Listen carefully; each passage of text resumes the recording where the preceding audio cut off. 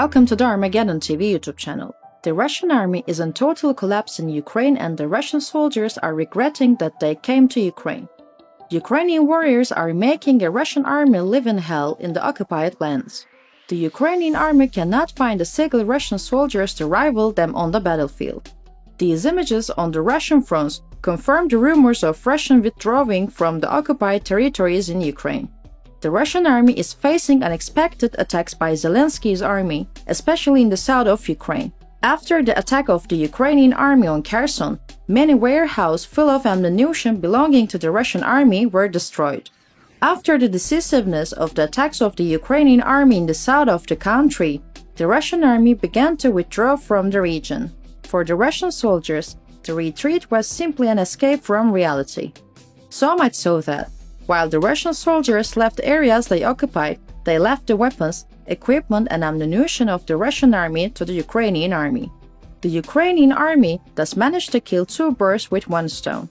By repelling the Russian soldiers from the region, the Ukrainian warriors not only cleared the occupied areas from the Russian soldiers, but also included abandoned weapons and ammunition in the inventory of the Ukrainian army. The Ukrainian army is getting stronger, especially with the weapons abandoned by the Russian army. NATO and Western countries continue to support Ukraine with weapons. It is said that, with all these weapons aid of the Ukrainian army, a comprehensive attack plan was made against the Russian army. Russian officials question how Ukraine carried out such effective attacks as the Russian army rained missiles on Ukrainian cities. Russian officials point to Putin as responsible for the massive damage inflicted on the Ukrainian military. Especially after Putin's declaration of mobilization, the increase in defeats once again shook confidence in Putin and his decisions. The untrained reservists who joined the Russian army damaged the army. On the other hand, they discredit the Russian leader Putin. In the incident that happened the other day, the Ukrainian authorities released a video showing the surrender of Russian reserve soldiers to the Ukrainian army.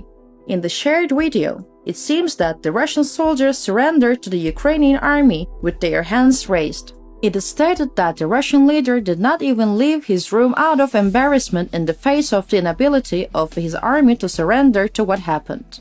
After the successful operation carried out in the south of the country, the heroic soldiers of Ukraine turned their route to the east of Ukraine. The Ukrainian army fell like lightning on the Russian soldiers in Donbas. Ukrainian warriors gave the Russian soldiers a bloodbath. After the violent attack, the streets of the city of Donetsk in Donbas turned into a bloodbath. The Russian army suffered terrible losses. With the legendary attack of the Ukrainian army in Donbas, a battalion of the Russian army was completely destroyed. It is recorded as one of the Zelensky's army's greatest victories in recent days. Russia cannot get over the shock it experienced after the attack, in which high-ranking officers and even generals of the Russian army lost their lives.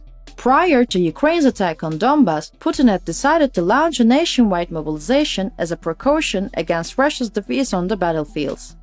The declaration of additional mobilization imposed by Putin mostly covered minorities affiliated with the Russian Federation. A mobilized unit from the Buryat Republic in eastern Siberia was sent on 13 September to increase the number of troops in the Donbas. Just 2 weeks after the minorities enlisted in the army in Donbas, most of them were killed in a fierce attack by the Ukrainian army near the eastern city of Donetsk. According to the various sources, from 180 to 200 people were killed, up to 170 people were injured. The identified bodies were delivered in Buryat. The Russian army suffered irreversible losses during the unfortunate war in Ukraine. Putin's army has lost more than 90,000 soldiers in Ukraine since the start of the war in February. Among the soldiers lost in Ukraine were those who were killed, disappeared, injured or maimed, and unable to return to the military service. After many casualties in the Russian army, the Russian authorities tried to hide the bodies awaiting their identification. Trying to hide the truth has shaken the confidence in the Russian authorities and the army. It created problems for the Russian army. The losses in the Russian army are so great that even body bags cannot be found to put the dead soldiers. After Russian morgues reached full capacity, they had to keep the bodies in a local swimming pool filled with formaldehyde. There is also disgrace in Russian hospitals. Hospitals cannot treat incoming wounded Russian soldiers. The Ukrainian General Staff claimed that Russian hospitals were very poorly equipped and that more than 50% of those recovered died. The Russian soldiers who continue fighting Ukraine complained about the poor conditions and opportunities. Russian soldiers stated that they lived like Ukrainian animals and that their patience was running out. They expressed their regrets for the conditions in which the Russian soldiers lived and the lack of equipment at their disposal. Earlier this month, independent media shared video footage showing Russian troops complaining about the inhumane conditions they endured while fighting in Ukraine. Russian soldiers staying at their base in Belgorod, a Russian city close to the Ukrainian border. We have been living in animal conditions for a week. We spent ridiculous amount of money just to feed ourselves. Not to mention ammunition, they said. The soldiers' wives allegedly had to pay up to £2,000 to meet their husbands' basic needs. This incident is proof that the Russian army has turned into an irregular army.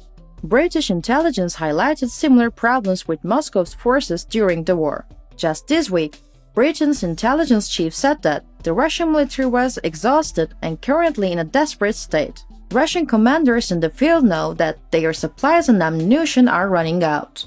After Russia's repeated mistakes, it is also at odds with its allies. Kadyrov, one of Putin's leading supporters, spoke harshly to the Moscow after Ukraine recaptured towns and villages in the Kharkiv region in northeastern Ukraine, claiming that Putin is not fully aware of what is going on in Ukraine, Kadyrov said. They made a mistake and I think they will draw necessary conclusions, he said. Kadyrov continued his explanations. If there is no change in strategy today or tomorrow, I will have to speak with the leadership of the Ministry of Defense and the leadership of the country explain to them the real situation on the ground, he said. Russia's failure in Ukraine have caused some to fear that Putin may use nuclear weapons. I don't think Putin will do that in response to the threat of nuclear weapons, but